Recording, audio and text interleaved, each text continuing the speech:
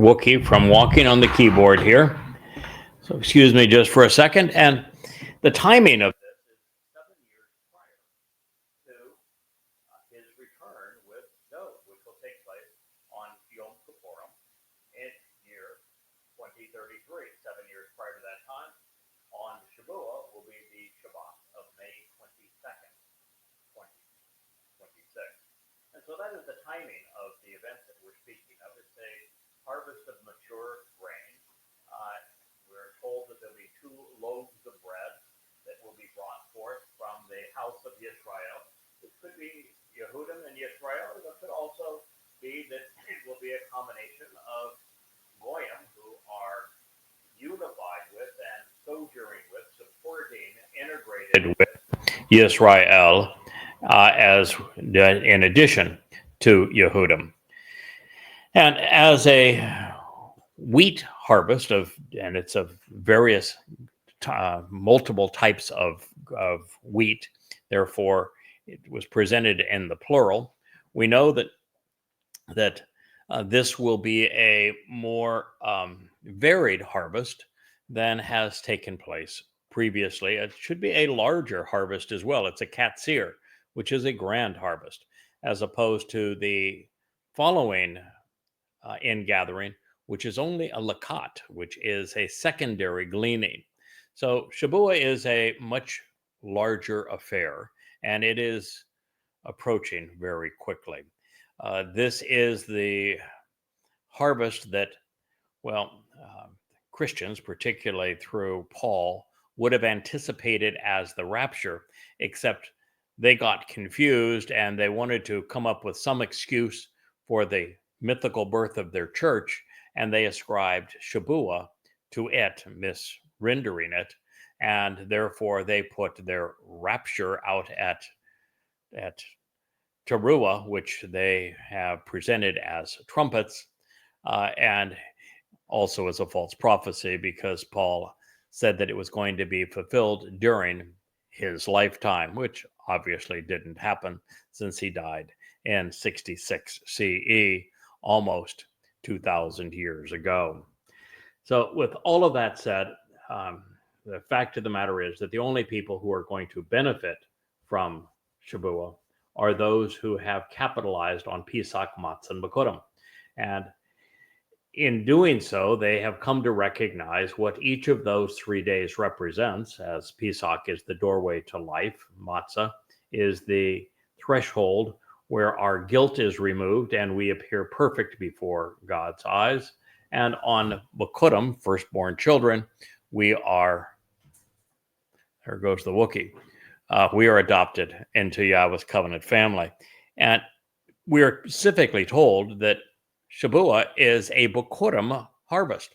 So one's going to have to be attentive to what God intended for these 3 days to be part of Shabuah. There are no other sacrifices available or that are pertinent to it, relevant to it. So it is those who will benefit are all capitalizing upon what Dod fulfilled on Pesach, Matzah, and Bikurim in year 3000 or year 4000 Yah, which was 33 CE. So this is what we have to look forward to. It's the timing of it happens to be the beginning of the time of Jacob's troubles. I was reading today, and as I was posting around in social media, that after 3 countries have already recognized a Fakistinian state, rewarding the terrorists who abused Israel on 10/7, France is now considering this same move. According to the prophet Yeshayah, it is going to happen. There is going to be a state of terror carved out of Israel. Israel is going to become exceedingly vulnerable. That the United States is going to be the one who finally capitulates and authorizes this deal. They're going to do it for a whole host of reasons, mostly, of course, economic, to appease Saudi Arabia. But it is now inevitable, and Israel needs to brace for this. But the purpose of the Shabuah harvest is the 7 years after the fulfillment of Shabuah in 2026 is going to be hellacious for Jews. The prophet Yoel says it's far worse than anything ever experienced by humankind or by God's people, which means it's worse than the Holocaust. It's worse than either of the 3 Roman assaults on Judea. It's worse than any one of the wars that Israel has fought for its survival up to this point. Nothing will rival it, which means it is infinitely worse. Well, not infinitely, but it will be between 100 and 1,000 times worse than what occurred on 10/7. The prophet Yeshaya also says that this is the time that Muslims are going to flood into Israel at an alarming rate. And of course, he uses the term flood, which is exactly what Muslims called the last assault. It was Al-Aqsa flood. So this is what the covenant family is being removed from on Shabuah. So it is an open invitation.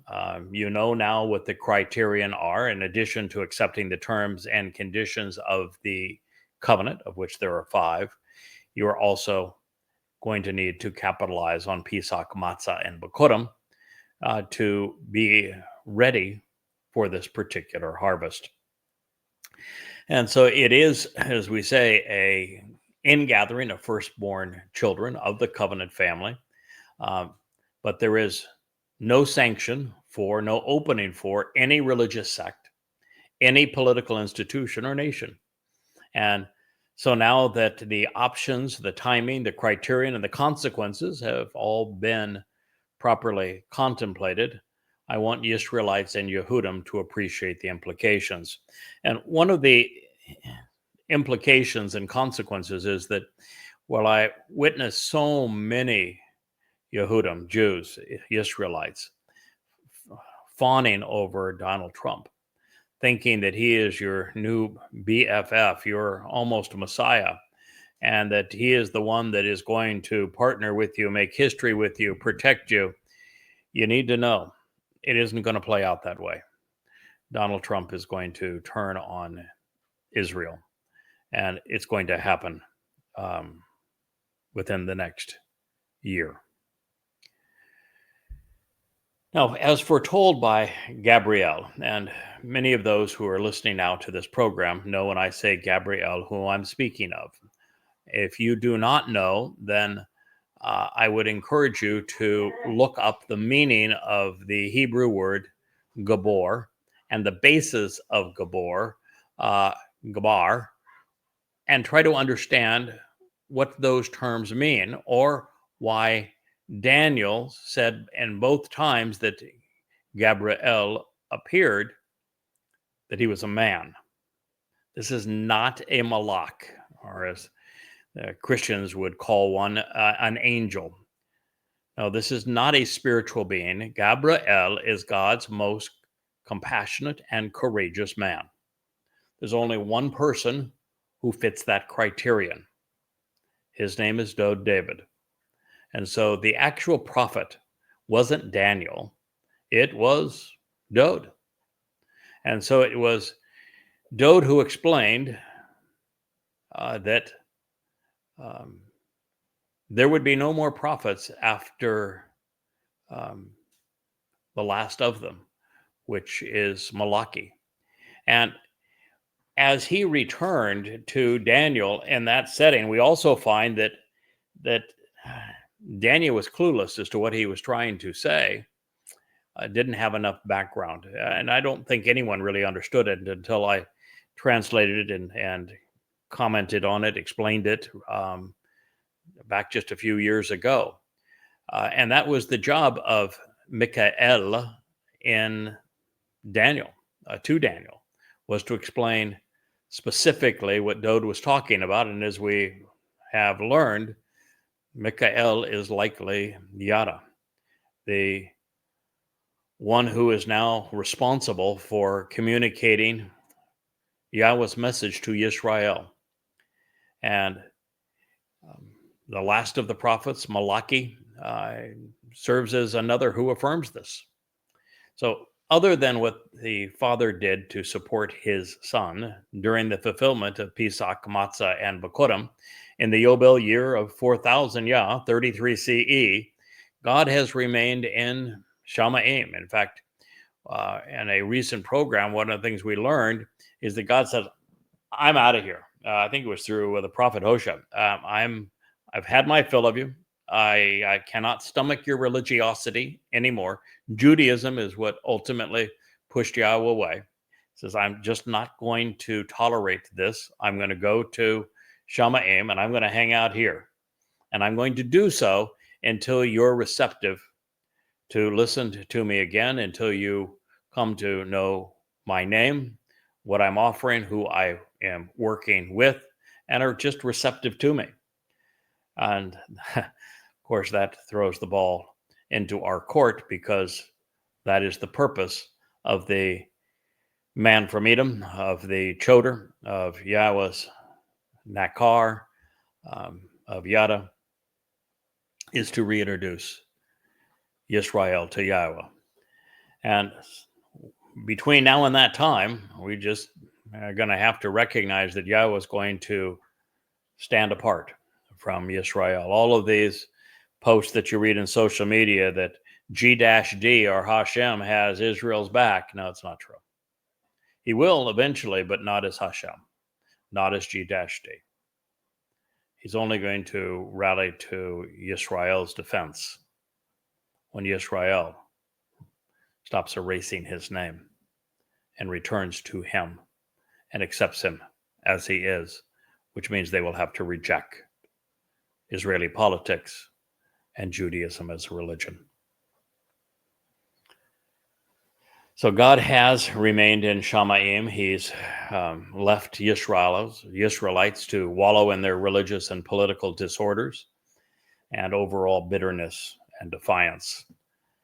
Another 2,449 years would pass before God would engage again. And on Towrah in 2001, he reached out,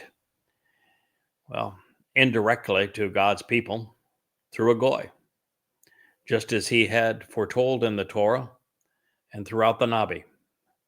Yahweh remains committed to calling his people home through the words of the prophets, while exposing the impediments which now clutter the way. The resulting 25-year mission has already left a legacy of 35 books that are on the shelf at YAHOWAH.com, all offered freely, along with many thousands of hours of audio programs in support of them. In fact, recently, someone was kind enough to post 2 radio interviews that I did, some of the last that I had done some 6 years ago, and the message is really quite clear. So we've been doing this for a long time. In fact, you can go back now 24 years when I started doing radio, and there are some 6,000-7,000 hours of talk radio interviews, all trying to reintroduce Yisrael to Yahweh. And now, of course, as part of the Yahweh blog, we have some 300 hours of video programming to try to reacquaint Yahweh with Yisrael so that God can return to his people. And as promised, Yahweh has re-engaged in this process, doing so for the moment. He found someone to add Asher Shamar, who was willing to closely examine and carefully consider the way to receive the benefits of the relationship through, the restoring witness to his eternal testimony. As a result, Israelites are beginning once again to bakash panah, to seek after Yahweh's presence, responsibly investigating and learning about God's reappearance. It has played out exactly as he foretold 27 centuries ago. What we are still anticipating and have not yet seen is a individual or individuals within Israel who are active in the community in either the media or social media that gravitate towards this message that we are presenting as part of the Yahweh blog, and that we have written in the books that sit behind me, and serve as a means of amplification of our voice within Israel.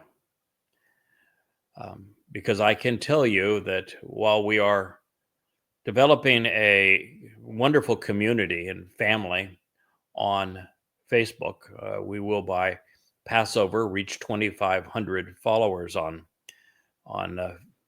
Facebook, which, considering the fact we made our first post there only 90 days ago, is a pretty reasonable achievement for someone who has never figured out really how to use social media, who avoided it like the plague and has done no advertising thus far on the platform. And Facebook is the most preferred social media platform in Israel. Places like X, I mean, that's a swamp. It is a very different environment where there is all manner of hostility. There are several popular pro-Israel accounts, probably between 5 and 10 of them. But so far, while we are interacting with them and getting feedback and communicating back and forth, those who manage those sites are either too political, too religious, too militaristic to be open to Yahweh's message to them, because they will have to give up those things and trust and rely on Yahweh, as opposed to the IDF, as opposed to their favorite political party, as opposed to the rabbi, if they're going to be part of this solution. While many will continue to respond, when we are having an unprecedented growth in the covenant family at this time, over the next 2 years, certainly over the next 15 months, 14 months, and many will be included in the Shabuah harvest of standing grain in May 2026.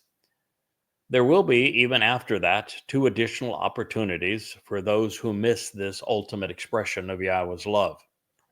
However, with death stalking Jews everywhere on earth, the risks of waiting around are very high. If I were you and I was a Israelite, I would capitalize on this opportunity to know Yahweh while he can be known. And that's his direct advice to you in those exact same words.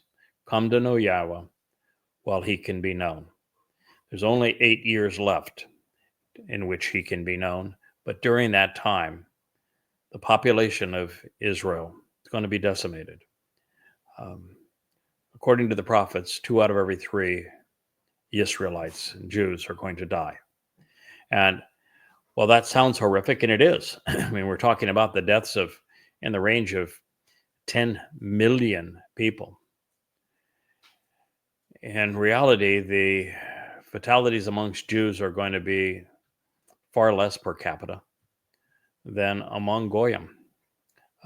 I think that, well, it's not specifically stated because it's not Yahweh's primary concern, but I wouldn't be surprised if 90% of the world's Gentile population fails to survive to 2033.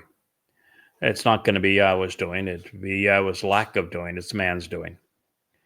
We're on the cusp of world war in so many ways. We're pushing Russia and China into it. We're on the cusp of it with Iran. And of course, we have pushed Russia into a very difficult position as well. And now we're dealing with an almost insane trade war where I think now the duties on China are well over 100% and maybe up in 150%. This is frightening territory because in the past, these kinds of tariffs have been the catalyst to war. So the next ingathering of Bikurim, firstborn children, will be Sa'ar during the time of troubles, as Israel is narrowed and Jews are besieged. The souls gathered and withdrawn, Shakar, will approach by earnestly seeking God, longing to learn about the relationship that he has envisioned for his people and that he has articulated to us, which we are sharing with you. For those who respond to the invitation to attend this Shabuah harvest in May 2026, 22nd of May, a Shabbat to be exact, when God does his best work, and eternity with Yahweh and the Bereth Covenant family awaits.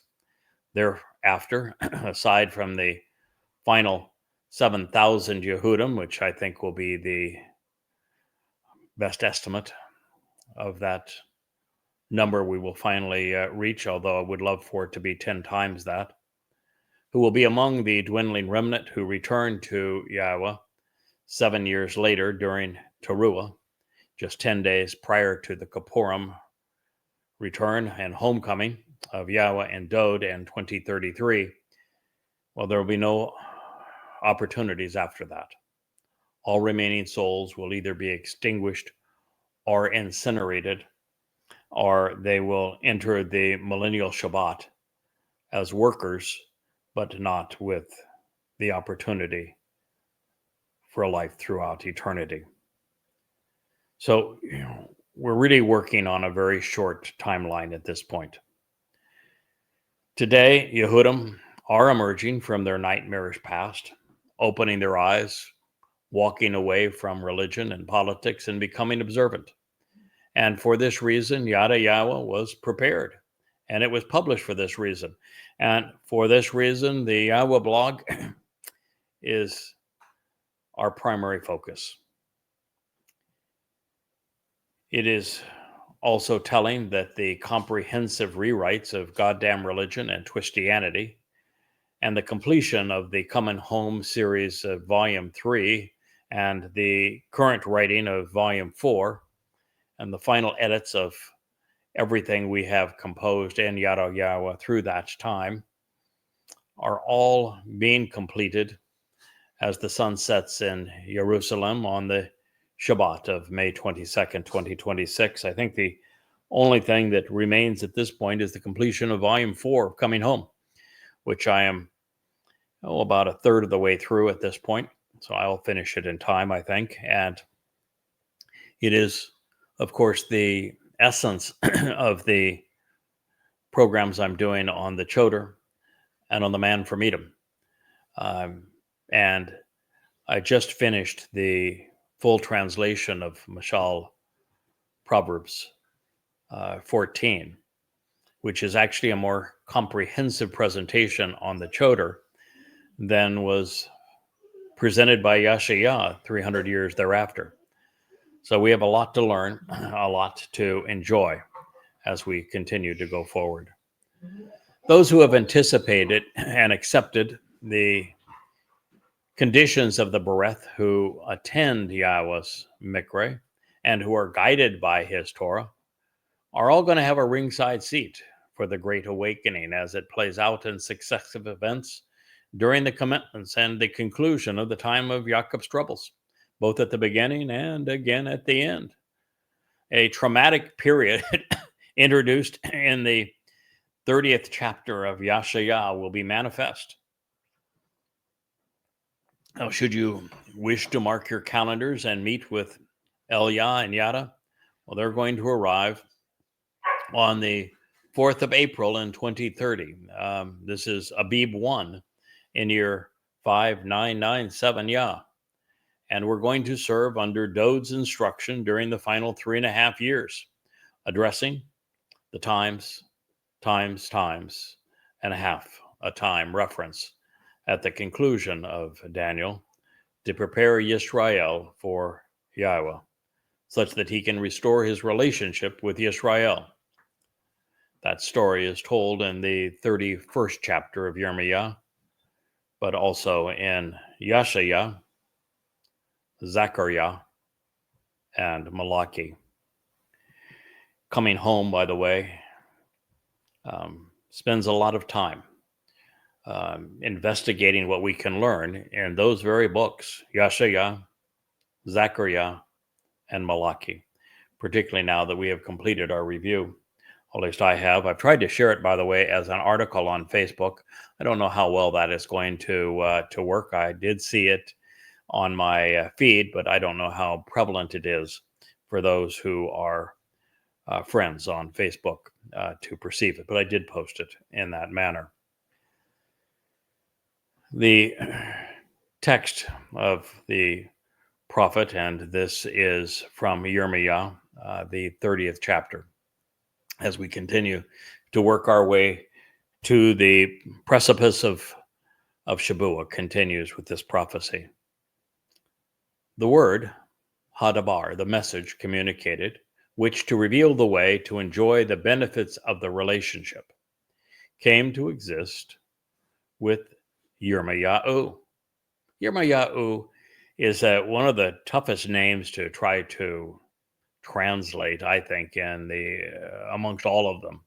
It could mean that Yahweh raises, as you would raise a child, that Yahweh lifts up, elevates, if you will, that Yahweh teaches and guides, and that Yahweh helps us better respect and revere him.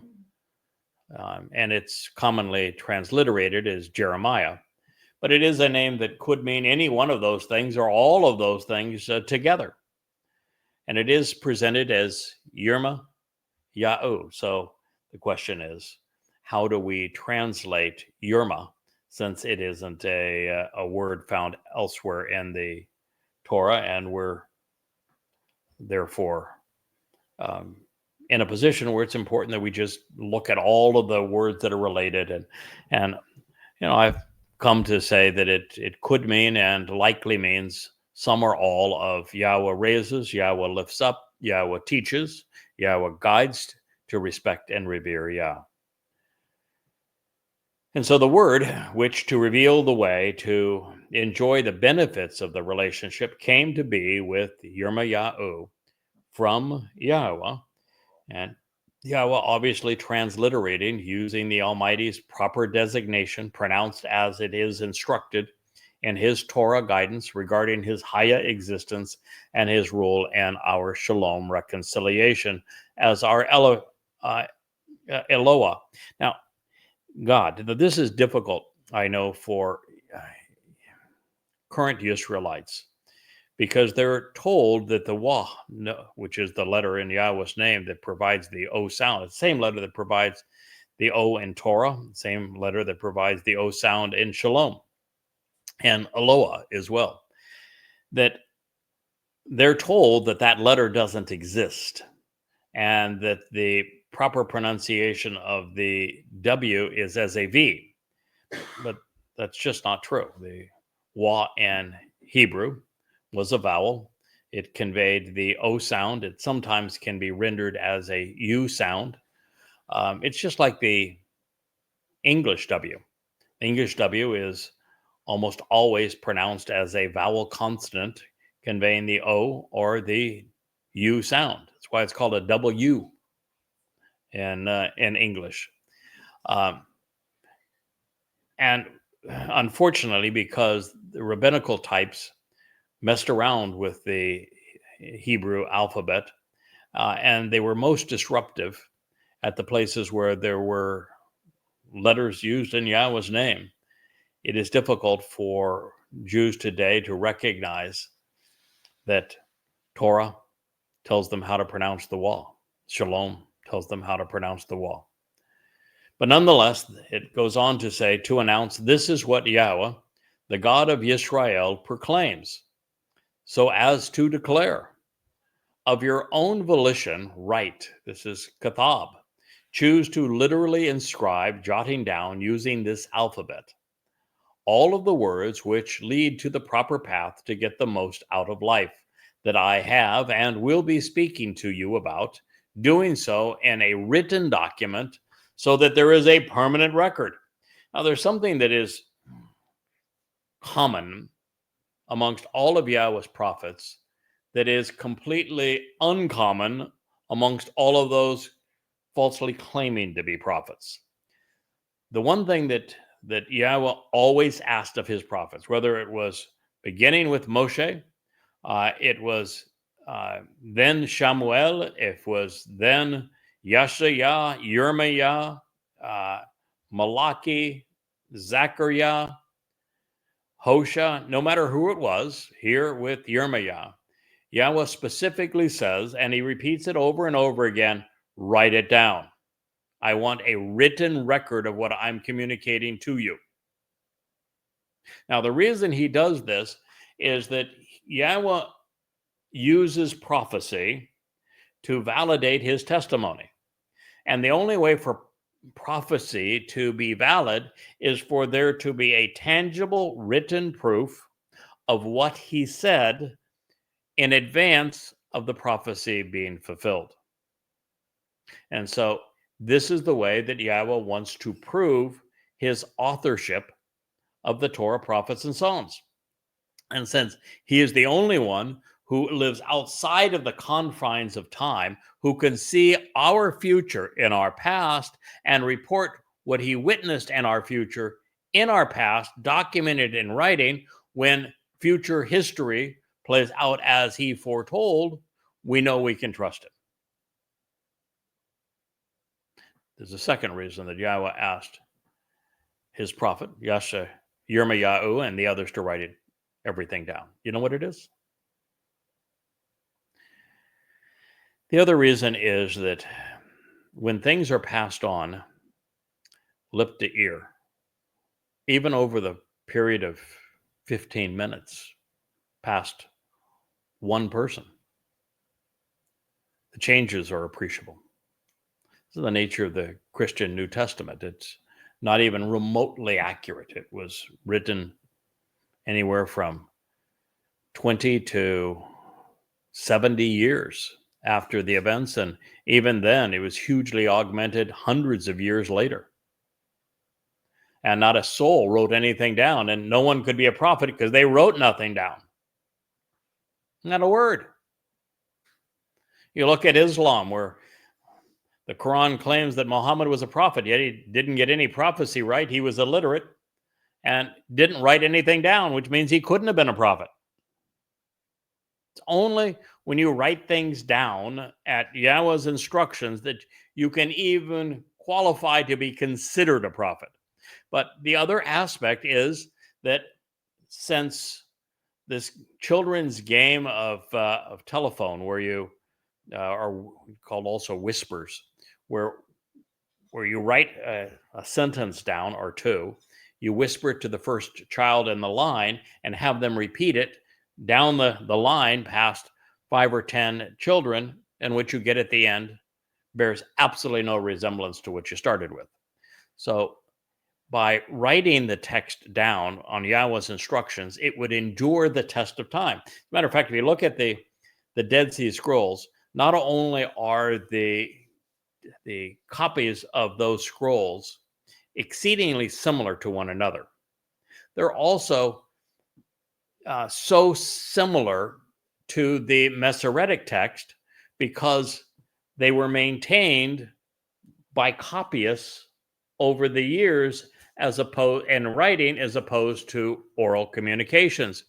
Therefore, when we look at the Dead Sea Scrolls, we compare them to the Masoretic text. Now, the Dead Sea Scrolls were all kept and written just a few miles from Jerusalem, where all these events took place.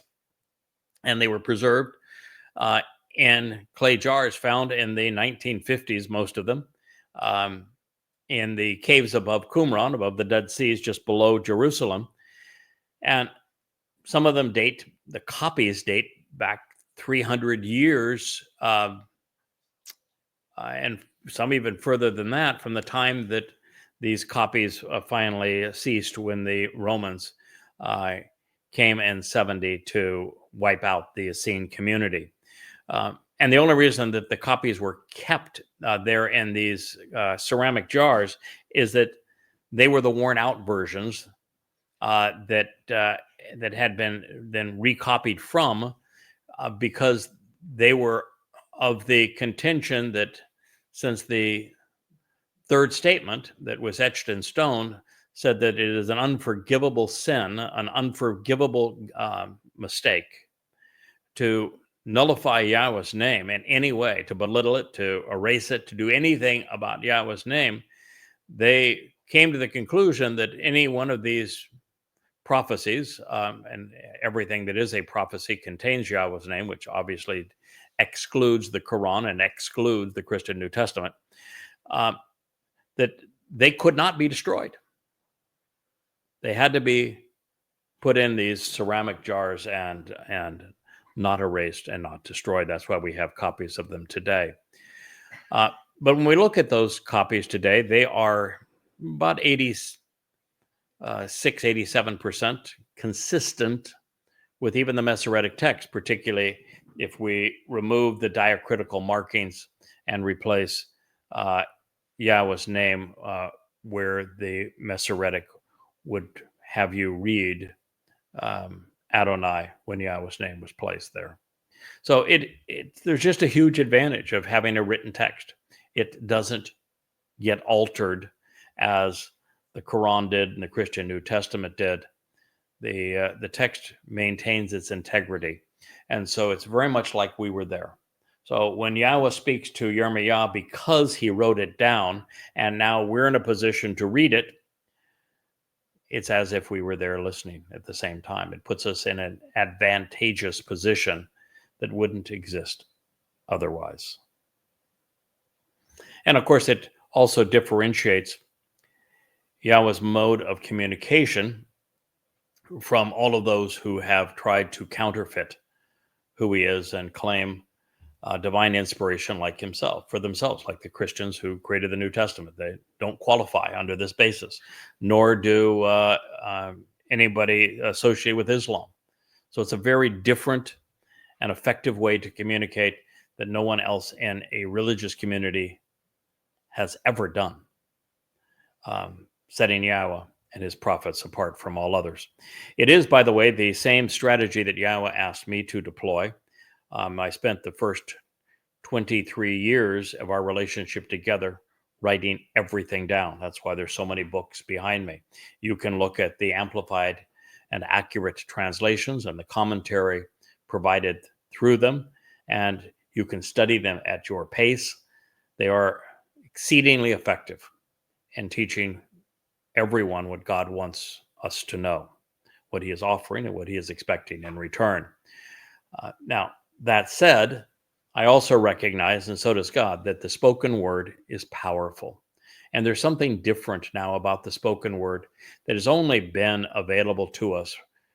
Well, the system, the platforms have been available to us for 10 to 15 years in terms of YouTube and Facebook and X and the like. It is only very recently that they have been receptive to posting the truth. The first of those making this bold move was Facebook with Mark Zuckerberg, who is Jewish, calling off the thought police. So our message for the first time could be presented quite openly and accurately and completely on Facebook, not quite as exuberantly on YouTube, but YouTube is getting better, and to a lesser degree on X. Now, this is something that we never had available to us previously. Now, with this platform, we're able to do something that heretofore could not have been done, which is the spoken word, which is impassioned. And it is not just more emotive. You have a chance to look into the expressions and the gestures and the pacing and the tone of the person making this presentation to you. And you can validate for yourself that they care deeply about this message, that they know it internally to be true, that there is great conviction in the delivery and passion. And these things matter, and now they can be retained. Just as the written word could be maintained intact, now the spoken word is maintained intact. It has an ongoing legacy, and you can listen to it and replay it at any time at your convenience. And now we have the advantage of both. I can share what is the 5th volume of Yada Yahowah, Qatsyr Harvest with you. I'm going to grab that volume here just a second.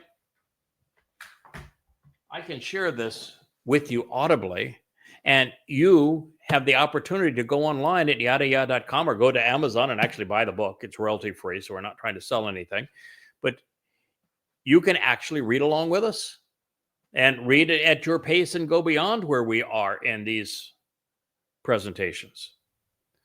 So the combination of the two is exceedingly powerful. Because indeed, behold, a time is coming, prophetically reveals Yahweh, when I will return to restore the property and the possessions taken during the oppression of my people, Israel, which we know means, on the positive side, individuals who engage and endure with God. And with Yahudah, which is the beloved of Yah. Just as Yisrael is a compound of Yish individuals, Sarah, which is the name of the mother of the covenant, which means to engage and to endure on the positive side, and El, God. Yahudah is a compound of Yahu, Yahweh's name, and his beloved son, Dod. So it's Yahudah, the beloved of Yah, declares Yahweh, and then I will return them, bringing them back to the land that, for the benefit of the relationship, I gave to their fathers, and they will receive it as an inheritance. So here we have, this is Jeremiah 33.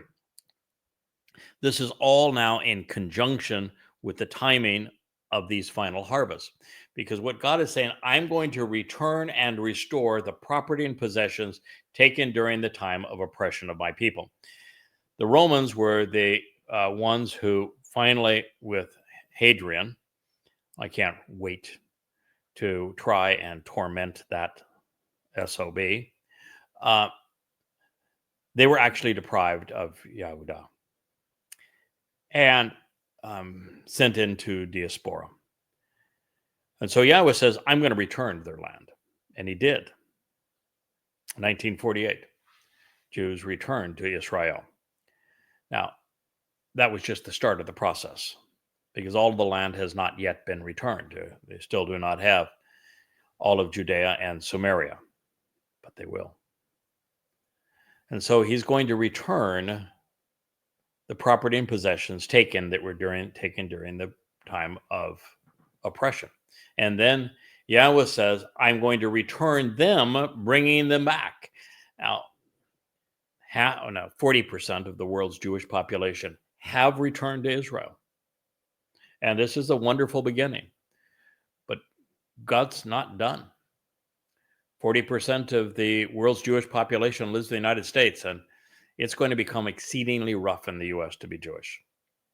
And so God is saying that he is going to bring them back as well. And there's about 10% of the world's Jewish population that lives in Canada and Europe, where it's even rougher to be a Jew. And Yahweh was inviting you back home too, and particularly you back home, to the land which for the benefit of the relationship I gave to their fathers, and they will receive it as an inheritance. This inheritance will be finalized as part of this process on the homecoming, which is on Kippurim, beginning at 6:22 p.m., sunset in Jerusalem, on the 2nd of October, 2033, which is year 6000 Yah. That is when you will receive, if you are one of the surviving remnant of Yisrael and have benefited for what's going to happen via the Adamah Parah on Towrah, you'll be in the position to receive your full inheritance. So these are the words which, to reveal the way, Yahweh spoke concerning Yisrael and to Yahudah.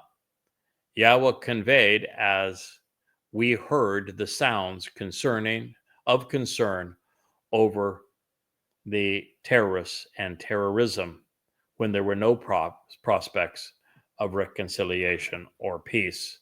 Jeremiah 35. As I've said, this is the process, began in 1948, and it's ongoing. Yahweh is continuing to call his people home, and it has to call them home during the ensuing time of Jacob's troubles, beginning a full-blown war against Israel with the formation of a Fakistanian terror state carved out of Israel's heart, making Israel incredibly vulnerable in May of 2026. And so we're being told that Yahweh is speaking to Yehudah and Israel at a time of great concern when there are terrorists and terrorism. Well, of course, we saw the first wave of this on October 7th. And over the decade between October 7th of 2023 and October 7th of 2033 is the time that all of this will play out. Exactly 1 decade to the day. And there are going to be terrorists and terrorism. And it is only when there are no prospects of reconciliation or peace that a significant number of Yehudim are going to recognize that the IDF can't save them. Their politicians are not going to save them either. And Judaism has been an obstacle to the reconciliation with Yahweh for a very long time. And they will finally, with their backs up against the wall, recognize that it's only with Yahweh. But you notice how often Yahweh's name is presented here. I mean, just in this one statement, 35, it's Yahweh and Yahweh. And he's speaking to Israel and Yehudah, where Yahweh's name resides again. The key to coming home, to reconciliation, is to stop erasing Yahweh's name and embrace it. Alas, assuredly, this time will be no different. There has never been anything similar to it. It is the time of Jacob's troubles. Wa'eth Sarah Hula Jacob. It is the period of Israel's anguish and distress, of Jacob's adversity, when the nation will be narrowed, reduced in size, and oppressed in dire straits by vicious foes. And yet from it, he, meaning Jacob, representing Israel, will ultimately be liberated and saved, Yasha. This is hard for me to deal with, because I'm struggling so hard to get Israel's attention. There's so many good people who are trying to defend Israel and can't let go of Judaism, or they can't let go of their politics. And yet they can't be of any help until they do. There is no one that is a voice in Israel that I have been able to convince that the 22nd of May 2026 is the beginning of the time of Jacob's troubles. And this is a shame, because they're convinced that there's never going to be a Fakistanian state, and yet that's going to occur. Yeshaya tells us exactly when and how it happens. So this is something that is going to occur, and I recognize it is likely necessary to get Israel's undivided attention. But yet it's going to be so horrendous for God's people. My heart breaks for my God and for my favorite nation and ethnicity.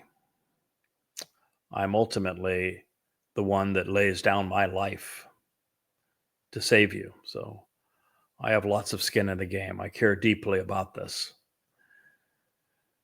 But it is difficult breaking through and to get your attention. Yahweh said it directly. Here's Jeremiah 37. assuredly this time of terror. He was just speaking of terror and a tragic time of terrorism when Israel remains estranged from him and that there is no prospects of peace. And then he says this time, which he just said was of sounds and concern over terrorists and terrorism, where there are no prospects of reconciliation or peace. Alas, assuredly, this time will be such that has never been before. Nothing similar to it. It is the time of Jacob's troubles. It is the Eth Sarah Hu La Jacob, when he, Israel, will finally out of it be liberated and saved. Israel, you've been so difficult, so obstinate, so unwilling to embrace Yahweh your God by name. Understand that there are 5 conditions of the covenant, and the first of them means you need to distance yourself and separate from Judaism and Israeli politics and come to rely and trust on Yahweh instead and walk to him along the path he has provided to be perfect. And the only way for that to occur is you need to break away from the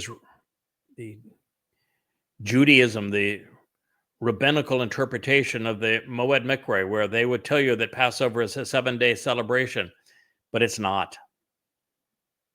Passover is just the first day of Chag Matzah. And Chag Matzah is the day that you are perfected so that you can be part of the covenant family and be reconciled in your relationship with Yahweh. And you need to understand that Dod is the one who is the Messiah and the Son of God, who returned in year 4000 Yah to fulfill Pesach, Matzah, and Bakodim. He opened the doorway to life for you. He removed your guilt should you embrace his sacrifice on Matzah, carrying it into Sheol to deposit it there, never to be seen again. And he signed our adoption papers into the covenant family on firstborn children, Bakurim, as the Bakur, firstborn of Yah, the very son of Yahweh, so that we could all be part of God's family. And those who avail themselves of this, who accept those terms and conditions of the covenant, and who embrace the corresponding first 3 Moed Mikre, which are going to be fulfilled this Friday, Saturday, and Sunday, then you are delivered from the time of Jacob's troubles. But for the Yehudim who still remained estranged, it's going to be a horrible time of terror and terrorism, of estrangement from God, and no prospects of peace. The very word Sarah here, in the feminine, is should be deeply concerning to Jews. Do you know the first time that Yahweh introduced this concept to you? It's in the name of the place that you were enslaved for 80 years, Mitzrayim. Mitzrayim is a compound of meh, which is an interrogatory encouraging you to ponder the implications of sar in the plural, which is a time of confinement, of abuse, of torment, of hostility, of concentration. Terrible tragedy. And so if you look back at how horrible things were in Mitzrayim, where you were enslaved, where you were confined, where they perpetrated apartheid and genocide on Jews, far worse is going to happen as we move through the time of Jacob's troubles. And this is what God is telling you. This is what's coming. What has been is going to be, but far worse. You're going to be terrorized 1,000 times worse than happened on 10/7/23. This is the time of Jacob's troubles. And when Yashayah speaks of this, He actually says that you're going to be thinned at the waist. Now, at the waist means that in the center of Israel, where 70% of Israelites live, between Tel Aviv and Jerusalem, Israel is going to be made thinner by the imposition of a terrorist state carved out of your midst. Yahweh specifically said that you will be haunted by terrorism at this time. This is what's going to happen. And now you have been forewarned. You know what's going to happen. That is the purpose of prophecy. God telling you what is going to occur. He said, I'm going to bring you back to the land. I'm going to restore your possessions just as he did. Promise fulfilled. I'm bringing you back to the land. Promise fulfilled. Ongoing. Telling you that there's going to be this horrible den of terrorism. You're witnessing that. Going to get worse. Prophecy being fulfilled and fulfilled. And that we're about to enter the time of Jacob's troubles. It's a 7-year period prior to his return. Not his doing. Largely your fault, Israel. You actually created Christianity and Islam. And so you've made your enemies. And they're going to haunt you. You're going to see Christian Europe devoted to the establishment of a Palestinian state. There already are. And you're going to be abandoned by the world, hated by the world, isolated by the world, striving to survive.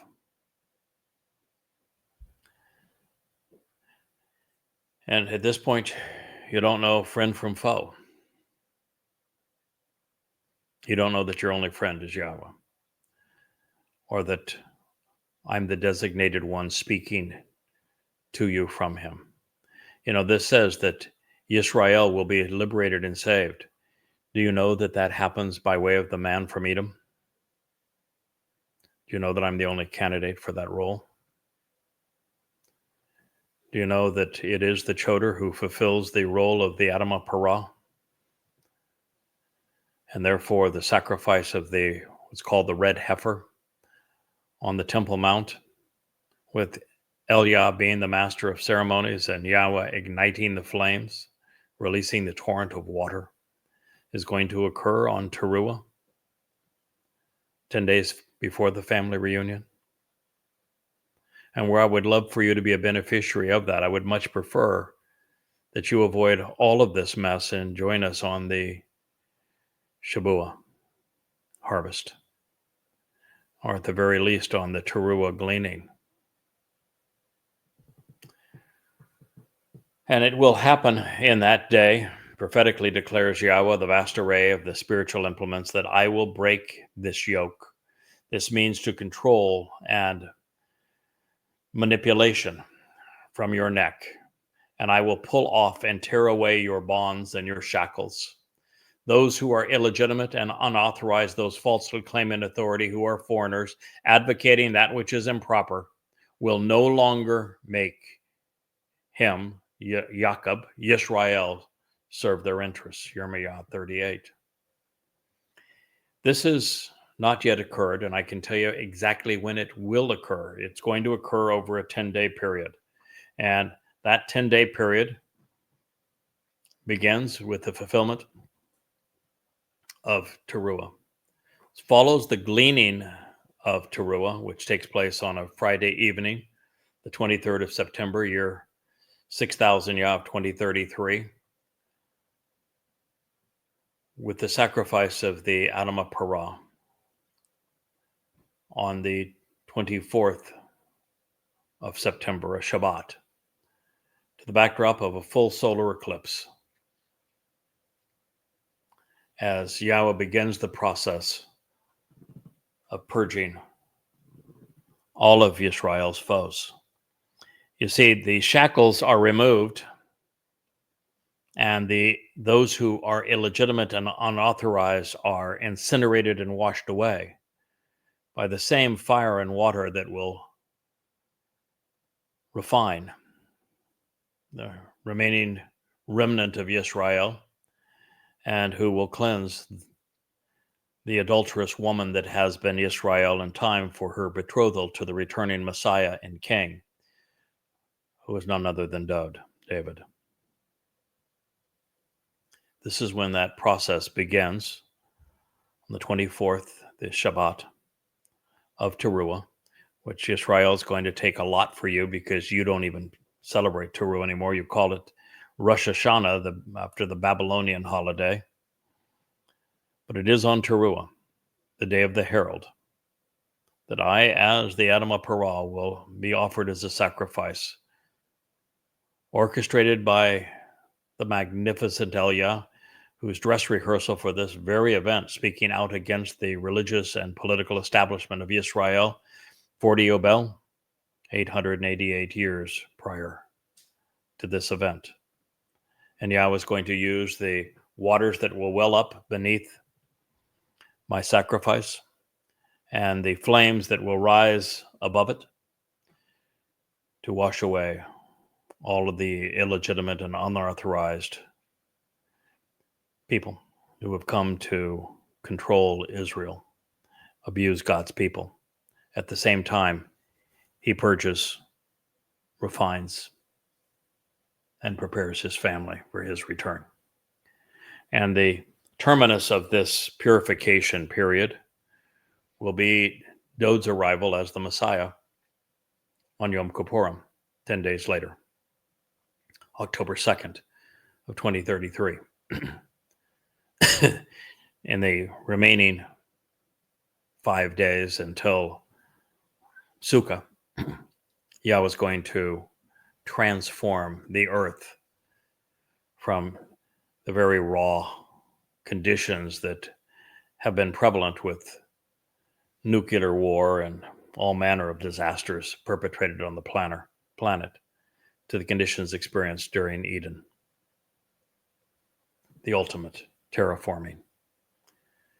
Elon Musk, you won't have to go to Mars if you survive to this point. You'll find the earth terraformed. And if you're among those in the Shabuah harvest or the Towrah gleaning, well, of course, you'll be able to travel to Mars and any place else in the universe with us. God goes on to say, instead of being abused by those who have sought to control them, that would be religious and political interests. That would be militants. So those who have tried to control and who have abused Israel would be Christians, Muslims, and now rabbis, as well as today's progressives. The shackles will be broken. And instead, the Israelites, that remaining remnant, will have the opportunity to serve with Yahweh, their God, and with Dod, their king and counselor, whom to reveal the way to the benefits of the relationship I will raise and establish for them. Why is it, Israel, that you're so hard-headed, that you're awaiting a nameless Messiah when your prophet Yirmiah 39 told you explicitly that the resolution to this time of Yisrael's troubles is the arrival of Dod, the ultimate Messiah, the person whom Yahweh anointed 3 times as the Messiah for his 3 lives, the person that Yahweh said specifically, he is my son, I am his father, 3 times. How is it that you don't know that it's Dod who is returning, that he is your Messiah, that he is the Son of God, that he's the returning king? He told you he was going to do so. He not only told you when he was going to do so, he also told you that he was going to serve as the Passover lamb, fulfilling matzah and bakurim. Haven't you bothered to read the 22nd Mizmor? Haven't you read the 88th Mizmor? Haven't you read Yeshayah 9 or 53? How could you not know the obvious? Right here it says that it is Dod who is returning. Why am I the first person in 2,500 years who have recognized and is proclaiming that Dowd is the Messiah and the Son of God, that he is the returning king, that he came to fulfill Pesach, Matzah, and Bikurim, and he will return at the end of the time of Yaakov's troubles to fulfill Yom Kippurim? Why am I the first to point out to you that he is your Savior by fulfilling Pesach, opening the doorway to life as the Lamb of God, fulfilling Matzah,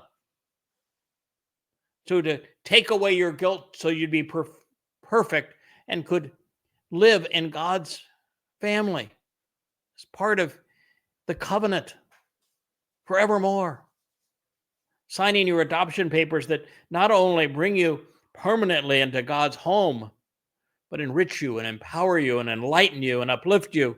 And this is all Dowd. And because of your ignorance and your recalcitrance, you let morons like Paul and Peter and Mark and Luke rob you of your Messiah and of the Son of God and your Savior by the crude counterfeit, this product of identity theft of Mr. Christ.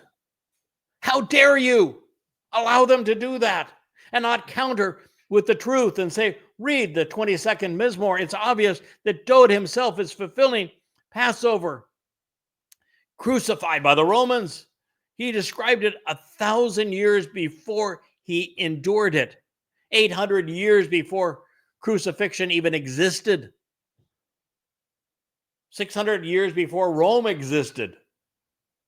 And through Daniel, as Gabriel, he told you exactly the day he was going to arrive during Chag Matzah in 33 CE, year 4000 Yah, to accomplish this. How could you be ignorant of all of that? And then when it occurred, you just walked away? You allowed Christianity to rob you of all of this? Why do you think I wrote the 5 volumes of Twistianity? So that you would know that it was all a lie. So that you would be able finally to embrace your Messiah, the very Son of God, who actually fulfilled Pesach, Matzah, and Bikurim in 33 CE. I did this for you. Wake up. Read these books. Listen to this program. Embrace your Messiah. Instead, they will serve with Yahweh, their God, and with Dowd, their king and counselor. This was written by Yirmiah 300 years after the first of the 3 lives of Dowd. And he says that it is Dowd, your king and counselor, that you're going to serve with alongside Yahweh. Now, for that to occur, guess what? He has to return, doesn't he? And who is he? The anointed Messiah. Who is he? He's the Son of God. What did he say he was going to do? Fulfill Passover as the Lamb, as well as Matzah and Bikurim. And you negated all of that. You deny all of that. You allowed Christianity to grow up in your midst that stole it all from him and from you. Listen. And if you're a Christian, God damn it, what in the hell is wrong with you? That you would go along with a religion that is based on an absolute lie? There's no reference to a Mr. Christ. There's no prophecies about a Jesus. Nothing. Not a word. And there are hundreds and hundreds of prophecies that say that Dowd is going to do this, even in the child who was born and the son who was given. It mentions Dowd and no other name. Here in this prophecy about a returning king and the salvation of God's people, it mentions one name, Dowd. Do you think that God doesn't know his own son's name?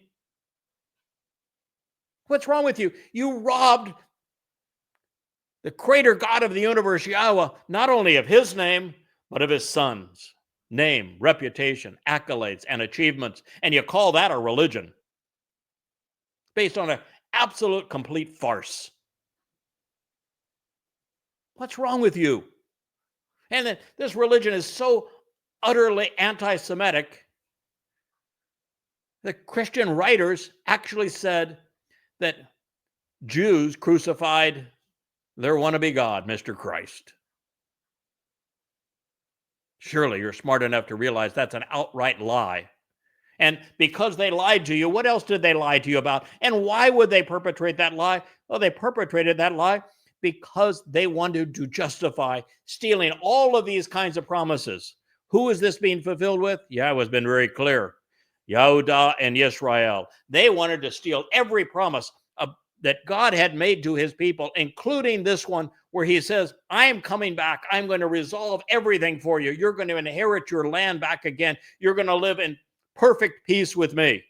I'm going to rid you of all of your enemies. And I'm going to do it with Dode. And they wanted to rob all of that and pretend it applied to them. I mean, this is amazing. And it's right there for all to see. And yet people ignore it. How? Why? It's the very word of God. Do you want to turn your God into someone who is senile that doesn't know the name of his own son? Our king? Do you want to say he's lying about the fact he's bringing Dode back? Do you think he's lying about the time of Jacob's troubles, or do you know that it's coming? Has he ever lied to you? Has he ever said anything to you that wasn't true? Then why did you have Judaism? Why do you have Christianity? Why did rabbis create Islam? Why are you so reluctant to embrace Yahweh's name, to embrace Dode as your returning Messiah and King, your Savior?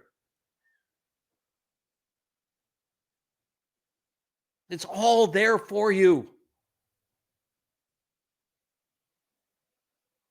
Well, I'm going to stop here. I want you to process what I've shared. I want you to listen. I want you to take this message. I want you to see if you can find any loophole in it. Why don't you find something that I've misrepresented here? And since you can't, why don't you accept it as true? Why don't you come home? Why don't you re-embrace Yahweh's name? Why don't you accept Dode as your Savior, your King, your Messiah, as the very Son of God, as the one who enabled the covenant's promises? Why don't you celebrate Pesach, Matzah, and Bekurim this year as they were intended? Why don't you accept the terms and conditions of the covenant? Why don't you become what Yahudim actually means? Why don't you embrace the best of what Yisrael means? I thank you for listening. I am Yada, the Choder, the man from Edom, the coal of Yahweh, the hair.